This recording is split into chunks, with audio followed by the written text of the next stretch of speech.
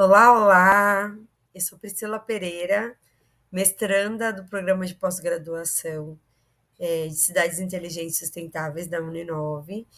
E eu estou muito feliz de estar aqui e apresentar a minha pesquisa em coautoria com a Andresa Portela Ribeiro, minha orientadora da Uninove.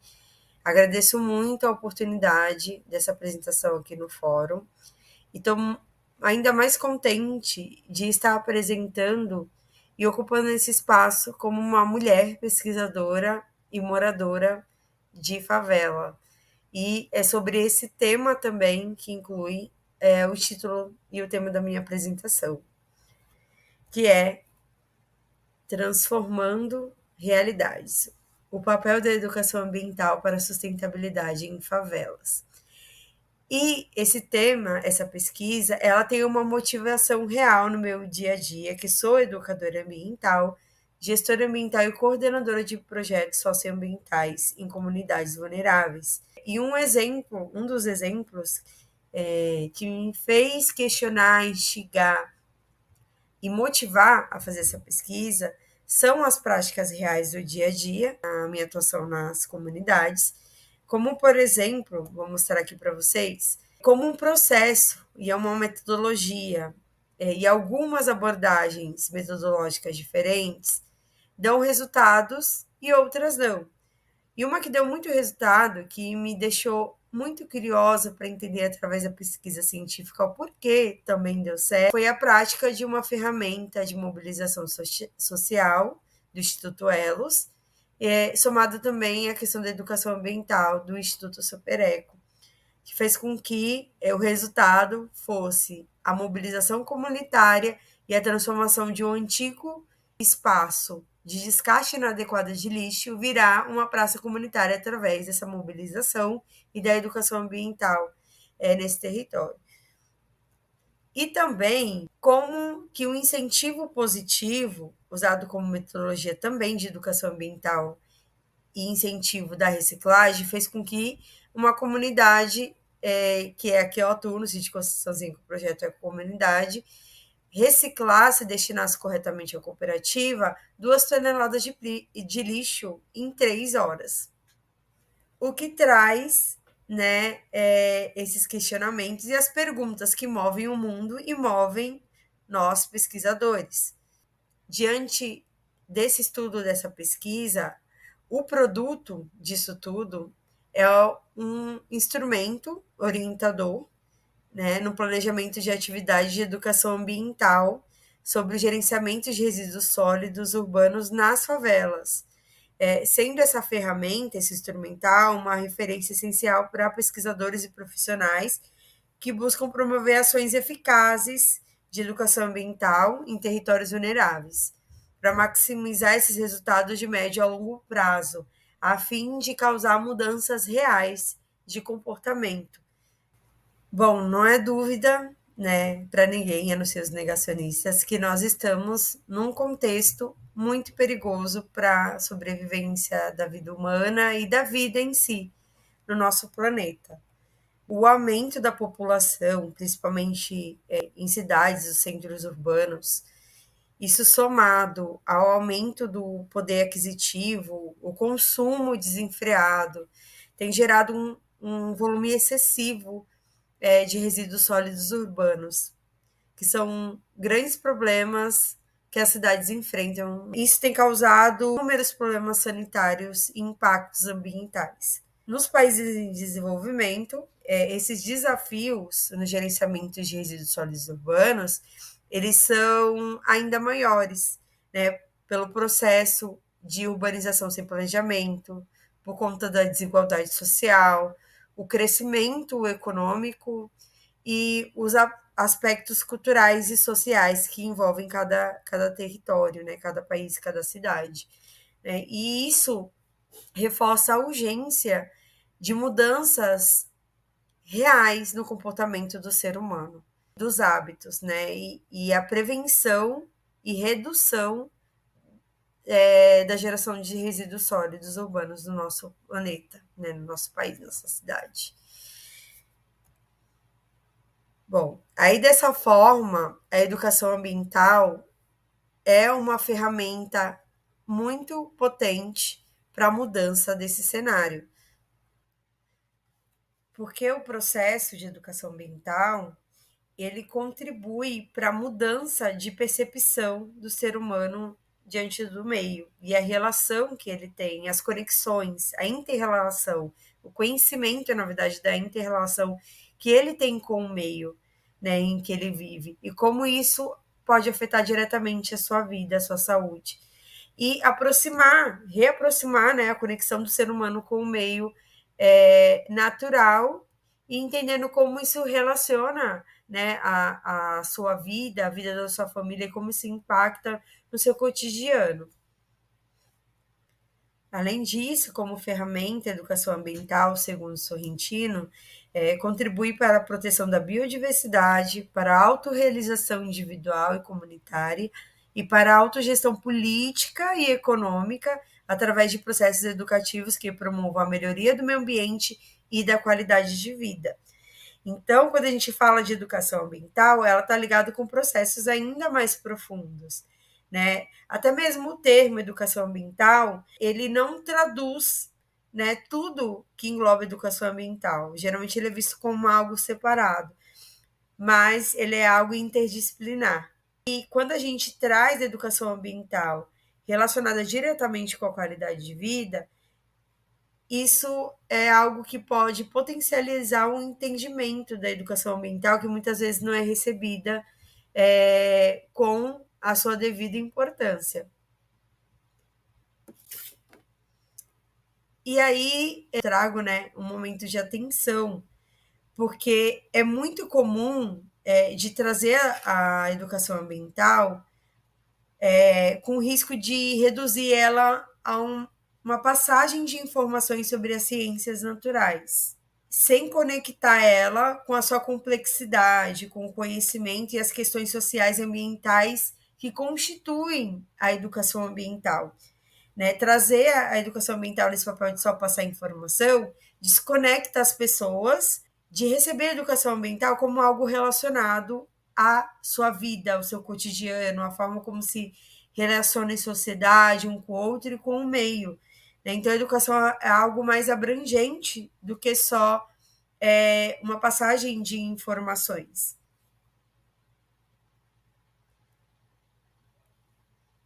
E aí, dessa forma, a educação ambiental ela é muito mais do que isso. Ela é um processo político-educativo. E ela tem o potencial de capacitar a sociedade através de conhecimentos, habilidades, promover valores e atitudes que se traduzem em práticas cidadãs. E essas práticas, elas visam sustentar na sociedade os recursos naturais. É uma forma da sociedade ter consciência, usar os recursos naturais de uma forma responsável e consciente, a fim de preservar os recursos naturais do nosso planeta para as gerações atuais e as futuras, né? A gente tratando aí da sustentabilidade. Porém, essa garantia de direitos, ela não é suficiente, apesar de fundamental, ela não é suficiente para que o processo educativo ele tenha participação efetiva. Então, é muito importante promover o aprendizado ativo da participação. Não adianta ter a educação ambiental, ela não é um processo efetivo se as pessoas não estão participando desse processo. E ele não está focando também nas pessoas.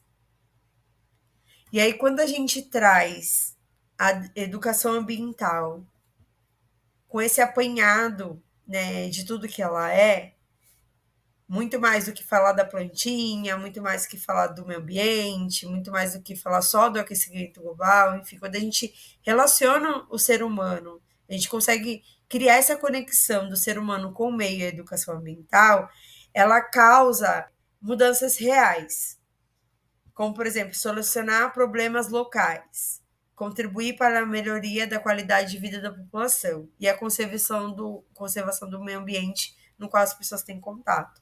Essas mudanças físicas reais, palpáveis, faz com que as pessoas possam entender a conexão no dia a dia que o meio ambiente tem na vida delas. gera um senso de fortalecimento e uma promoção da participação popular, um senso de pertencimento, né? E isso traz o desenvolvimento de ações coletivas que almejam o bem-estar de todos. Então, isso é sentido na vida das pessoas. Isso é observado. A melhora da qualidade de vida, a resolução desses problemas locais. E a partir daí, a educação ambiental ela pode se tornar um processo realmente efetivo, né? Que as pessoas se permitam receber esse processo, participar desse processo efetivamente. Legal, a educação ambiental é tudo isso. E ela tem esse potencial. Mas como? Como aplicar a educação ambiental de forma que ela tenha essa efetividade, que tenha esse impacto a longo prazo? E aí o educador ambiental ele enfrenta vários desafios. Na educação formal, tem a questão do currículo obrigatório, que é muito denso. Então, é um currículo que ele já vem pronto e geralmente os educadores têm que seguir. E dificilmente a educação ambiental está dentro desse currículo, o que é um grande problema e a perda de uma grande oportunidade, porque a educação ambiental ela é interdisciplinar. Ela pode ser aplicada e utilizada em todas as matérias. Entretanto, quando o educador ambiental recebe, né, esse currículo, ele tem que aplicar o que está ali, ele tem que cumprir, né, o que o currículo escolar tá colocando para ele fazer, né? E isso também tem uma questão com a falta de tempo de qualidade. Até mesmo quando pode só ter uma brecha, geralmente não é muito tempo para desenvolver todo o potencial que a educação ambiental pode impactar na educação, né? Principalmente na educação formal.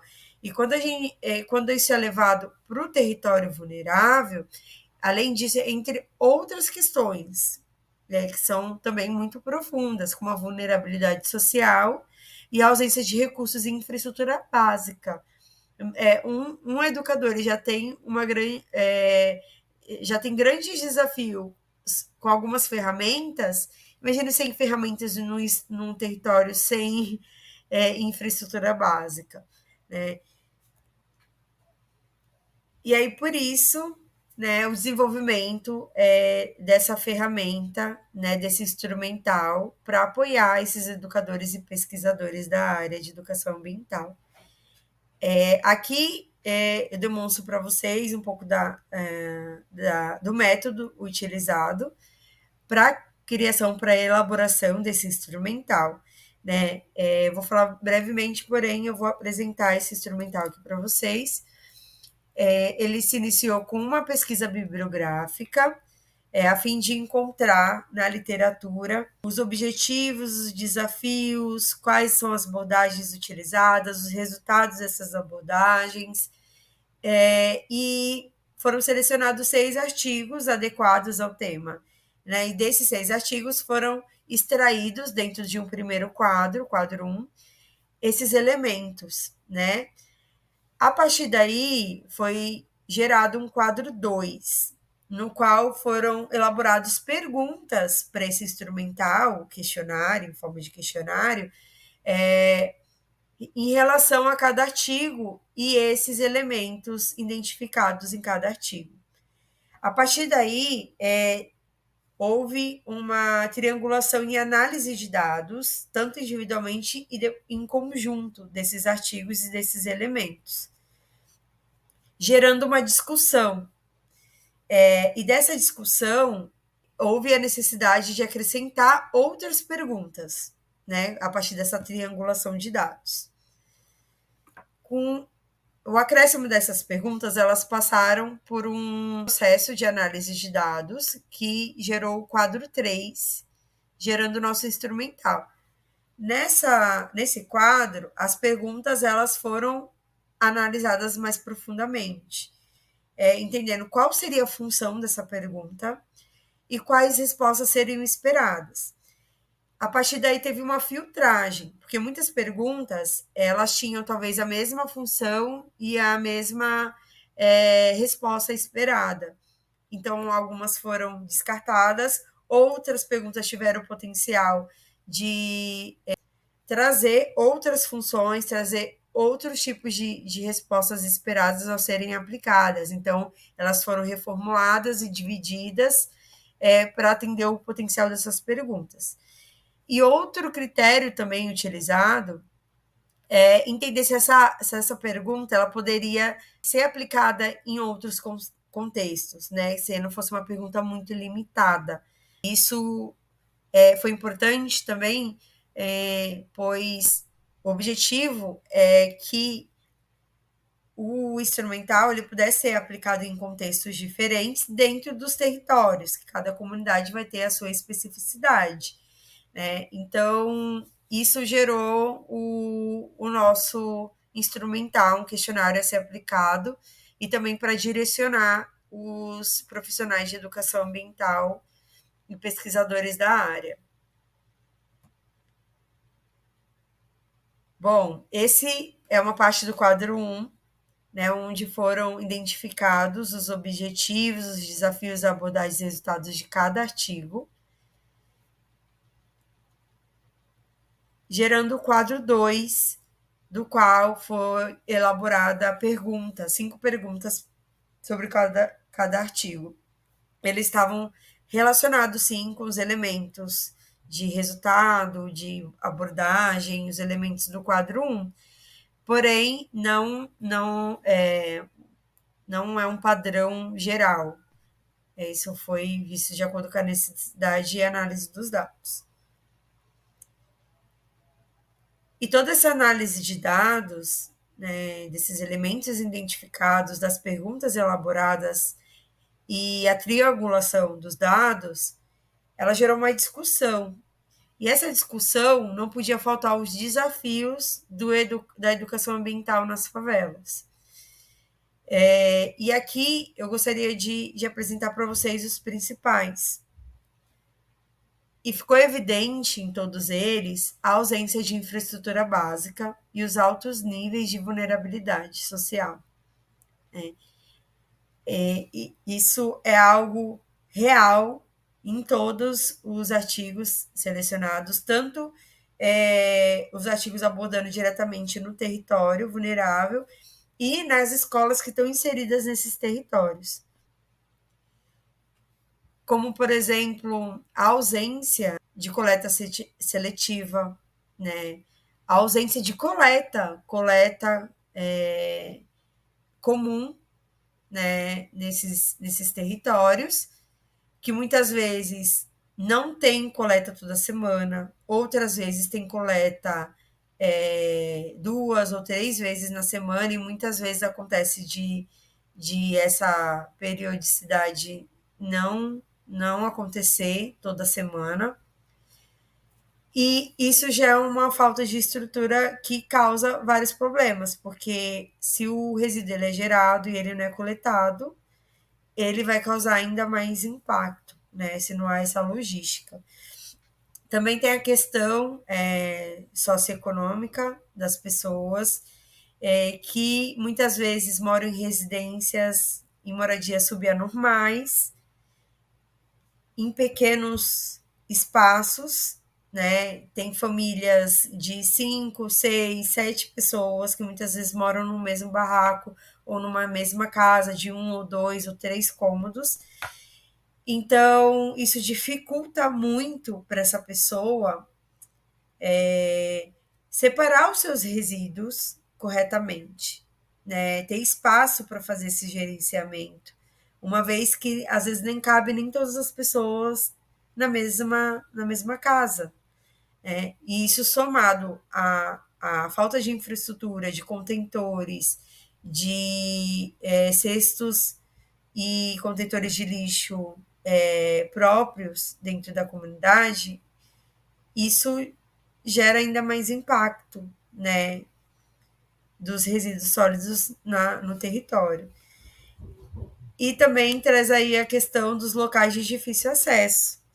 Muitos são galerias de palafita, ou são casas comunidades que são formadas por becos, morros.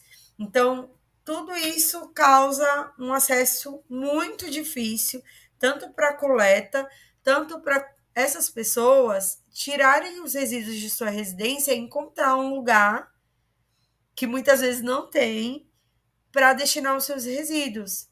Além disso, o percurso ele é dificultoso, né? Isso já desmotiva muito e dificulta muito o dia a dia dessas pessoas. Bom, a ausência de coleta seletiva eu citei mais acima, porém, coleta seletiva na favela, bom, nem nada na literatura, né, dos artigos, tanto os 6 selecionados quanto os outros lidos, existe essa ausência de coleta seletiva.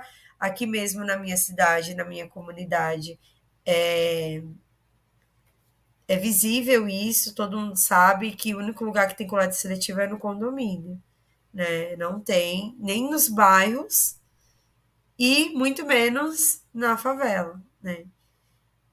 E a outra questão é como que você, como que o processo de educação ambiental pode ser absorvido, efetivo, participativo, quando as pessoas estão preocupadas no seu dia a dia com a sua sobrevivência. E os problemas sociais, eles são agravados pela vulnerabilidade. Então, a fome, a questão da fome, como que que se chega numa pessoa que não sabe nem o que vai comer naquele dia, que está com fome, que ela tem que reciclar, que ela tem que cuidar do meio ambiente, né, que ela tem que ter um consumo responsável, sendo que ela mal tem acesso aos bens de consumo. Então, isso traz um grande problema, né, para que se possa aplicar a educação ambiental nesses espaços, nesses territórios. E faz parte também dessas discussões, além dos desafios, as abordagens metodológicas aplicadas, né? E as abordagens metodológicas, elas fazem parte do design. Trago um pouquinho aí do que Franz Kara fala sobre o design. E é muito importante que quando se vai fazer tanto design de um produto, de uma metodologia, né, tem que se entender o público-alvo, tem que se entender, imergir na realidade do usuário, né, para que tenha a possibilidade de causar uma comunicação efetiva, né? E quando geralmente algum projeto ou algum serviço público ele chega na comunidade, geralmente se chega pronto. Isso não foi pensado e construído para a realidade dessas pessoas. Então, é muito importante que essas abordagens metodológicas da educação ambiental, ela seja baseado na realidade das pessoas, nesse público. E geralmente isso não acontece, né? Quando alguma empresa vai criar um produto ou um serviço, ela faz uma pesquisa de mercado, né? Se faz uma análise, se coloca numa postura de compreender o seu, o seu público-alvo, o usuário, o seu produto, o seu serviço. E geralmente o poder público, nem as empresas prestadoras de serviço, nem mesmo, às vezes, a produção de projetos realmente para os territórios tem esse olhar, né? Tem esse cuidado de se conectar, de compreender essa realidade, né? E elaborar metodologias que realmente vão ser efetivas por esse público.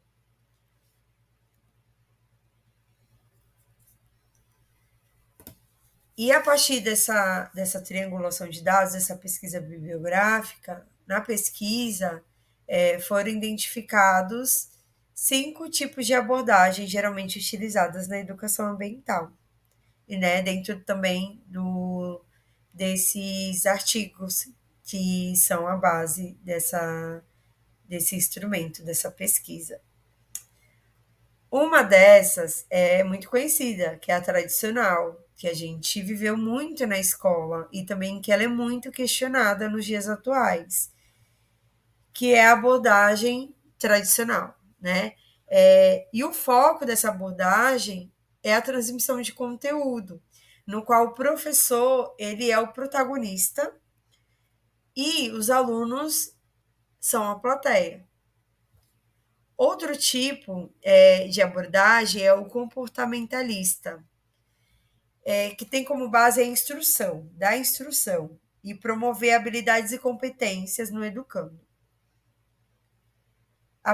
Depois daí a gente tem aí o cognitivista.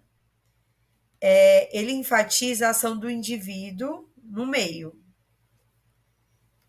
e geralmente com a resolução de problemas, né, dos indivíduos no meio, e geralmente em equipe. O humanista, ele entende o sujeito como detentor do próprio conhecimento, no seu processo de aprendizagem. E o sociocultural, ele se baseia na situação do cotidiano do educando, do aluno. Busca gerar nele uma reflexão crítica sobre a própria realidade. Então, tem vários tipos identificados até então, principalmente nesses artigos, de abordagens metodológicas de educação ambiental. Geralmente, o que foi identificado? Quando aplicado na educação formal, na escola, tem uma predominância de abordagens comportamentalista e cognitiva. Porém, não só isso, tem aspectos de várias categorias, como a humanista e a tradicional, né, que está geralmente presente. Mas nos territórios vulneráveis, o que se notou que teve mais resultado foi abordagens predominantemente humanista e sociocultural, aí com os traços de cognitivista e comportamentalista. E aí, voltando na questão do design,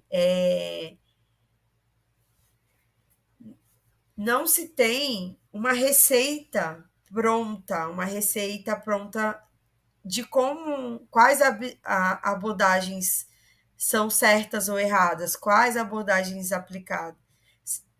Notando-se aí os resultados, se vê que não é só uma abordagem, ela predomina algumas e com traços de outras. Então, isso não quer dizer que uma abordagem é totalmente certa ou totalmente errada. Também porque os contextos da aplicação da educação ambiental, eles são diferentes, são em territórios diferentes, para públicos diferentes. Então, não se há uma receita pronta. Aí, dentro dessa discussão da análise de dados, compreende-se que as abordagens humanista e sociocultural, elas são mais efetivas nos territórios porque elas apresentam alguns elementos, como a valorização das vivências e saberes locais, engajamento ambiental alinhado à realidade dos moradores. Então, existe uma adaptação para a realidade. Então, a realidade, as necessidades do jeito, né, a forma com que essas pessoas vivem foi valorizado nesse processo, assim como seus saberes, que geralmente não são vistos, né, principalmente pela parte científica, né, dos estudos científicos, né, os saberes e as vivências locais são saberes, são conhecimentos importantes. Também, continuando, essas abordagens, elas trazem um respeito à identidade cultural das comunidades e os indivíduos, os comunitários, eles são protagonistas desse processo, então eles se sentem valorizados. Também tem a questão da integração da sustentabilidade às necessidades cotidianas. Então, é muito importante que isso seja acessível no dia a dia dessa população, né, das comunidades.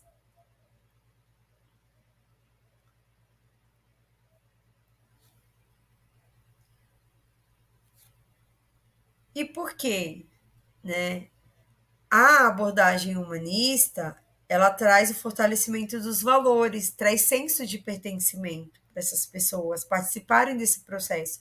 Quando a pessoa tem um senso de pertencimento, ela sente que faz parte do grupo, faz parte daquele território. Então, se sentir pertencente é uma motivação muito grande para que a pessoa tenha uma participação efetiva. E no sociocultural é importante porque tem a adaptação das práticas ambientais, às dinâmicas sociais e econômicas daquele território.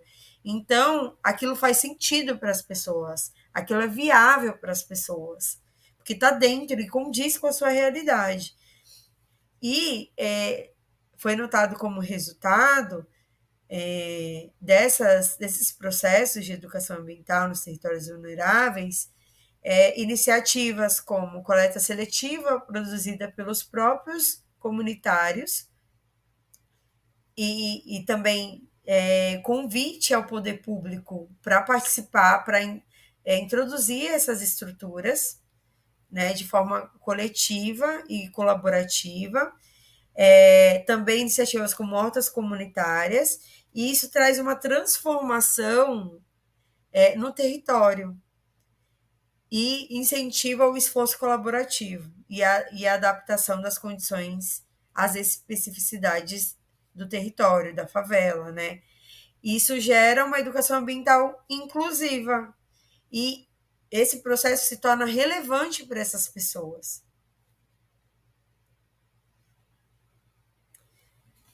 A partir das perguntas, dessa discussão, e uma nova análise de dados, né, com a inclusão de novas perguntas no quadro 3, que foi citado antes, gerou um instrumental com 35 perguntas. E durante esse processo, sentiu-se a necessidade de perguntas para esses educadores ambientais sobre o que eles achariam e que dicas teriam para a produção de um guia prático de educação ambiental para promover essas práticas sustentáveis em relação aos resíduos sólidos urbanos dentro das favelas. Então, além desse instrumental, ele poder ele ser uma ferramenta muito interessante e poderosa para orientar na construção dessas ações, do planejamento de projetos de educação ambiental, ele pode gerar um outro, pode não, eu acredito que vai, porque essa é a minha intenção com pesquisa, gerar um outro instrumento, que é esse guia com um conteúdo para ser aplicado na prática, né, em territórios vulneráveis. Então, essa pesquisa, ela tem uma contribuição muito importante e que pode ajudar muito esses processos e esses profissionais. Inclusive, vai me ajudar bastante, para ser sincera. Isso vai ser aplicado. Não é uma pesquisa para só criar um instrumental para um artigo. Realmente, ele será aplicado e quero compartilhar com vocês os próximos passos, né? O objetivo é implementar esse instrumento desenvolvido de forma prática, e o intuito é analisar esses efeitos reais, na realidade, né, da comunidade, iniciando aqui com o sítio Conceiçãozinha. E, bom, vai passar por uma análise novamente, e o objetivo é promover essa melhoria nesses aspectos metodológicos, né, para construir outras ferramentas que auxiliem nesse processo. Bom, para estar aqui só seria possível, né, a bolsa da Uninove, da CAPES, que me deram condições, oportunidades e estrutura para desenvolver a minha pesquisa. Então, eu sou muito grata à oportunidade que essas instituições me deram. Quero agradecer novamente, especialmente a minha orientadora, Andresa, e essa oportunidade, essa pesquisa, ela contribui ricamente para minha trajetória profissional, pessoal, acadêmica e como ser humano, né, de ter esse olhar de cuidado para esses territórios, que são repletos de pessoas talentosas, empreendedoras, criativas, e que só precisam, às vezes, da oportunidade e esse olhar dos educadores, do poder público, para que se possa desenvolver realmente e sustentavelmente os territórios, as cidades, que as cidades elas sejam para todos, né? E que as pessoas tenham acesso aos direitos e oportunidades que toda pessoa deveria ter. Então, eu agradeço mais uma vez, obrigada. Eu espero que essa pesquisa possa ajudar outros pesquisadores. Eu sei que tem me ajudado muito e que daí venham mais estudos para preencher essas lacunas, principalmente em relação a territórios de favelas e comunidades urbanas. Bom, é isso. Muito obrigada a todos e até a próxima.